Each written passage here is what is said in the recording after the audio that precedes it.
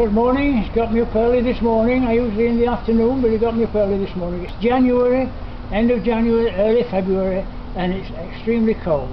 Extremely cold indeed. It's freezing. But we'll carry on. This is the James Greaves apple. Very, very good, very reliable, very tasty. And we were having these stored right up and after Christmas, which is very, very, very useful. Apart from eating, you can cook with them. They're wonderful. They're a wonderful, wonderful tree, as good as anything. Unlike the Cox's orange pippin, who is very naughty, it's very difficult to grow a Cox's orange pippin. I don't know why, but it's never get the same results. But when you do get the results on a Cox's, it's beautiful. Right, we'll move on. Move on. That's apricot. This is the. I just wanted to see if I've left any branches off that should have been taken down. No. This is apricot, is it? No, that's the apricot. This is the peach. Peach tree, yes.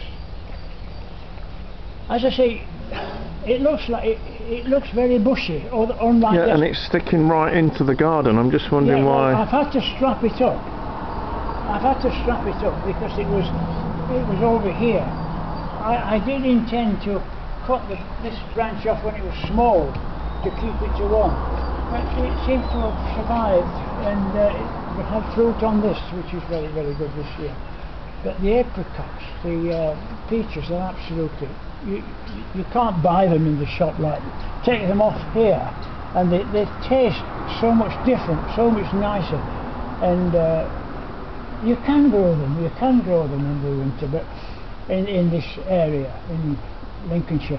But the thing is, you've got to cover them up if they're in bloom, in blossom, and there's a frost forecast. You must cover them up, and then when the blossom breaks, you've got to use a little paintbrush to pollinate. It's a laborious job, but that has to be done. What do you cover them up with then if there's a frost? Well, have you got fleece or something? I've got fleece, and I've got newspapers excellent with pegs. All right, yeah. Pegs. Depends on how much fleece you've got. Apricots, again, the apricots taken off the branch are so much different to the ones that were picked a month ago and shipped from God knows where to the supermarkets. They're so much nicer. They're beautiful. Then again, as with that, I must dig the channel round the trunk and put the manure in when sometime this week. Now then, Worcester pearmain, a red apple. I've pruned this very severely because they need that every few years, and it's what you call a tip-bearing fruit. The fruit is always on the ends, Very rarely comes out the side. But that's the nature of the thing. That's the nature of the thing. We're passing a lot of clematis, but of course you can't see them, so there's not much we can say about them. Right.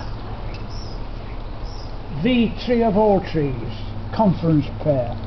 Never lets you down, always a good crop, and there again, you take a pear off this tree and eat it. It's unlike the pears you get in the supermarkets, which have probably been in cold storage all year. You get that taste of a pear that you used to get many years ago, and there again we need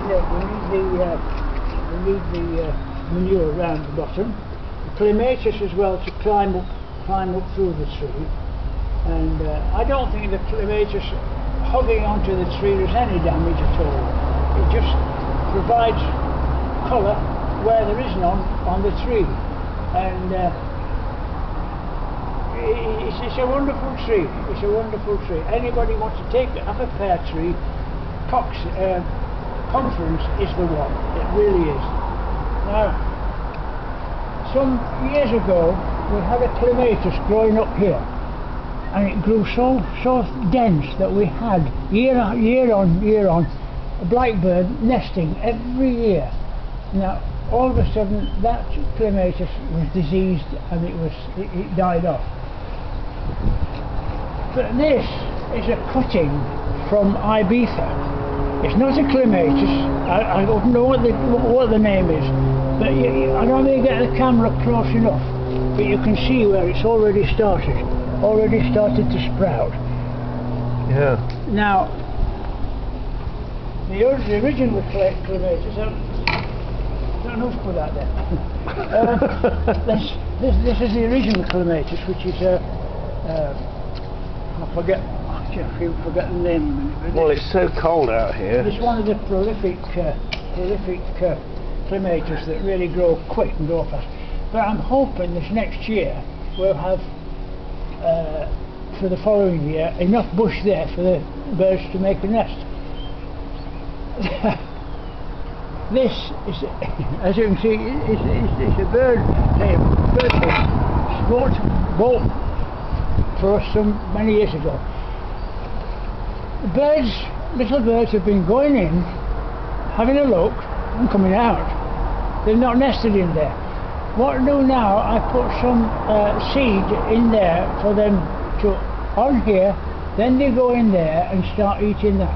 Perhaps next year they may well make a nest in there.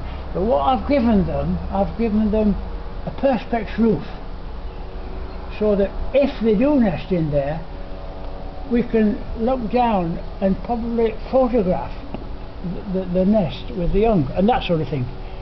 It's all possible. It's all possible, and that's as far as I can go with that. But there are one or two more things I'd like to say, but we'll leave that until number 42. Okay, bye.